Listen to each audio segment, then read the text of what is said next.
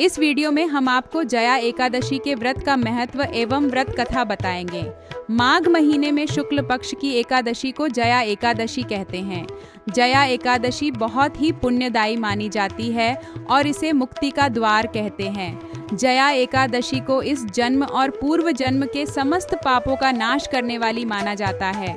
इस व्रत को करने से परेशानी वाले काम भी पूरे हो जाते हैं, घर में शांति बनी रहती है, तरक्की के रास्ते खुल जाते हैं और आसपास सकारात्मक ऊर्जा का प्रवाह बनाता है। इस दिन भगवान विष्णु की पूजा की जाती है।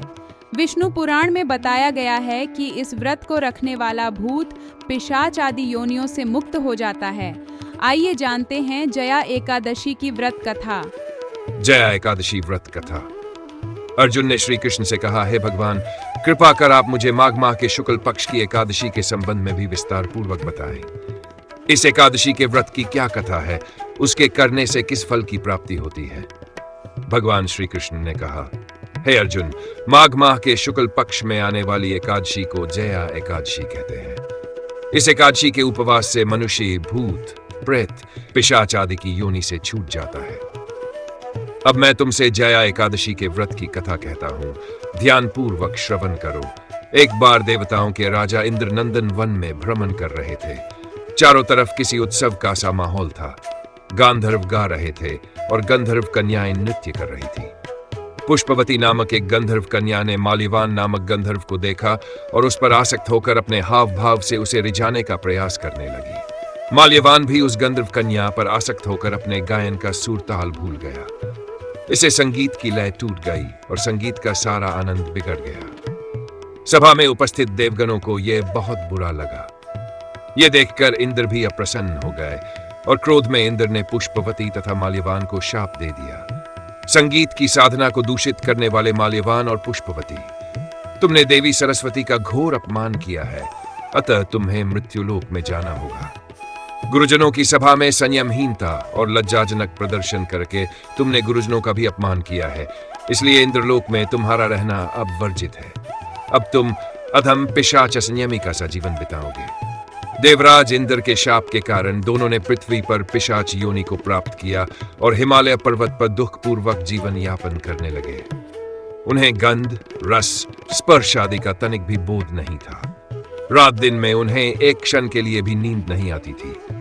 उस स्थान का वातावरण अत्यंत शीतल था, जिसके कारण उनके हाथ पैर सुन्न पड़ जाते थे और वे अत्यंत कष्ट में रहते थे। एक दिन उस पिशाच ने अपनी स्त्री से कहा, न मालूम हमने पिछले जन्म में कौन से पाप किए हैं जिसके कारण हमें इतनी दुखदायी यह पिशाच योनि प्राप्त हुई है। इसी प्रकार के अनेक विचार करते हुए वे अपने दिन व्यतीत करने लगे। एक बार माघ माह के शुक्ल पक्ष की जया एकादशी के दिन दोनों ने कुछ भी भोजन नहीं किया और न ही कोई पाप कर्म किया। उस दिन मात्र फल फूल खाकर ही दिन बिताया और दुख में पीपल के वृक्ष के नीचे विश्राम करने लगे।